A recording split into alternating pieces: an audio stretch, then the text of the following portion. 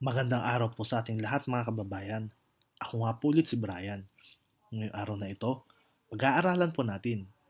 Ano nga ba ang pinagkaiba ng Arctic Diffini at Arctic Undefini? Para po malaman natin ang pinagkaiba ng dalawang ito, tignan po natin munang mga kahulugan ng dalawang salitang ito. Ang ibig sabihin po ng Arctic Diffini, le, la, l apostrophe at le ay tukoy na. Ibig sabihin po, alam na po natin yung pinag-uusapan or alam na po natin yung bagay or alam na po natin yung pangyayari. Para po mas maintindihan po natin ito, nagbigay po ako ng tatlong halimbawa. Una po, ang pangalan ng salarin ay Juan. Tanong ko po, alam na po ba natin ang pangalan ng salarin? Di ba po? Opo. Juan ang pangalan ng salarin. Ibig sabihin, tukoy na natin yung pangalan ng salarin. Parang ganun lang po. So, dito po sa example number 1, Arctic defini po siya. Kasi alam na natin yung pangalan, which is Juan. Okay po?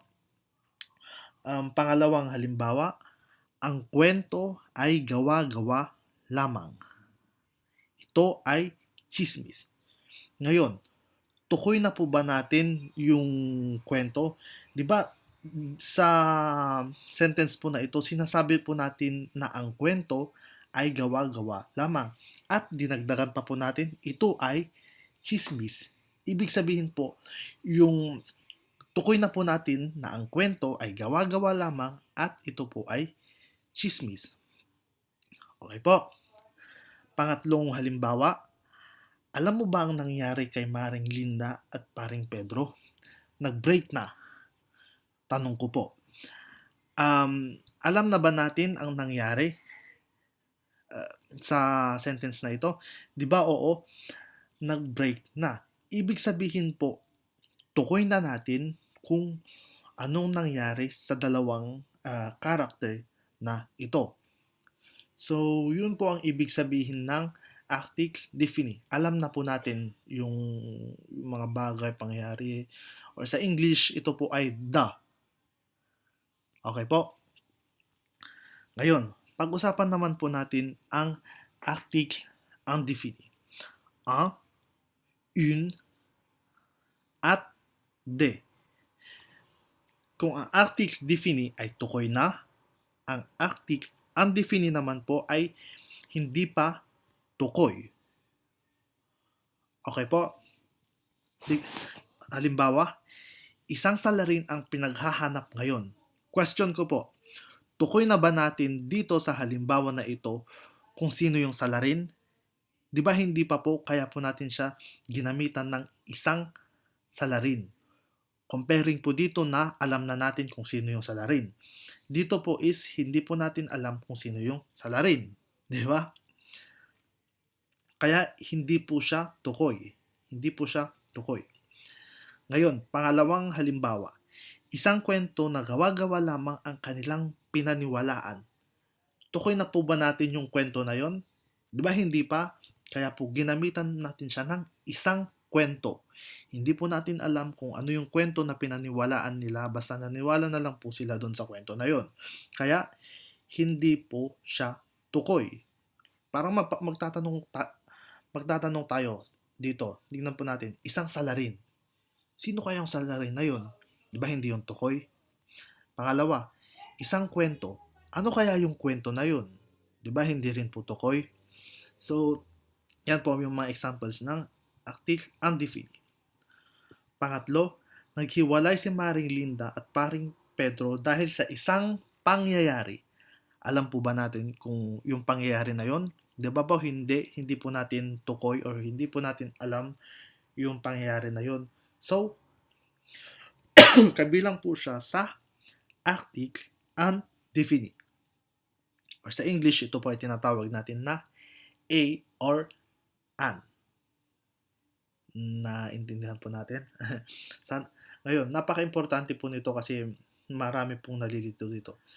Ang le, la, el at le ay tukoy na. Samantalang ang un, une, de ay hindi pa po tukoy. Okay? Article definition. So yun po, tukoy. Examples po dito. Le chat joue dans le jardin. Alam po natin na ang naglalaro dito ay yung siya or yung pusa. Alam na po natin na yung pusa yung naglalaro. So, tukoy na po natin siya. Pangalawang halimbawa, les parents de Maxime partent en Floride en joie. Yung mga magulang ni Maxime ay pupunta sa Florida sa June. Ngayon, tukoy na po ba natin kung sino yung mga taong pupunta sa Florida sa June? Di ba po alam na po natin, les parents de Maxime. So, tukoy na po natin siya. Ngayon, pangatlo pong halimbawa, c'est la gomme de Jean. Alam na po ba natin kung ano po yung tinutukoy dito? Opo, yung lagom or yung pambura. Alam na po natin kung ano po yung bagay dito. Nagets po ba natin? Sana po naintindihan po natin. Ngayon, article indéfini. Un, une, de. Hindi tukoy. Example po dito. Un chat joue dans un jardin. Dito, un chat. Isang pusa ang naglalaro sa hardin. Garden. Tukoy na po ba natin kung sino yung pusa na yon? 'Di ba hindi pa po natin alam kung yung ano yung pusang iyon? Parang ganun po. Number 2, l'un des parents part en Floride en joie. Isa sa mga parents ay pupunta sa Florida sa June. Ngayon, alam na po ba natin kung sino sa mga parents na yun ang pupunta sa Florida? 'Di ba hindi po? Sabi po dito, one of the parents will go in Florida in June. Sabi po niya dito, hindi po natin alam kung sino po sa mga parents na yun yung pupunta sa Florida. Samantalang dito po, alam na po natin, les parents de Maxime, yung mga magulang po ni Maxime. So, tukoy na po natin siya dito. Okay po. J'ai trouvé une gomme. Oh là là. Maingay po si mama, sorry. J'ai trouvé une gomme. Dito po, may nahanap po siyang gum or pambura. Pero hindi po natin alam kung kanino pong gum iyon. Okay po? Samantalang dito, la gomme de Jean. Alam na po natin kung kanino po yon. Samantalang po dito is hindi po natin alam kung kanino yung pambura na yon. So, yun po. Maraming salamat po. Sana po may natutunan po tayo dito. Sorry po, parang hindi ko pa alam kung masyado po akong mabilis or ano. So, glory to God po. Maraming salamat po. Para po mas marami pa po tayong matutunan tungkol sa friendship.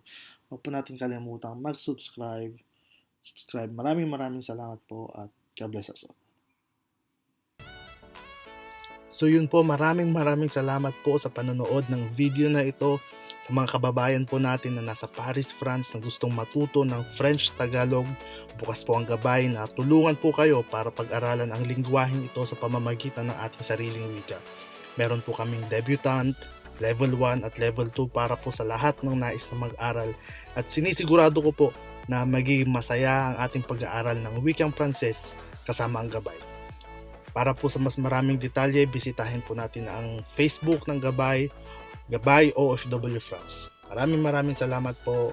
God bless us all at à bientôt.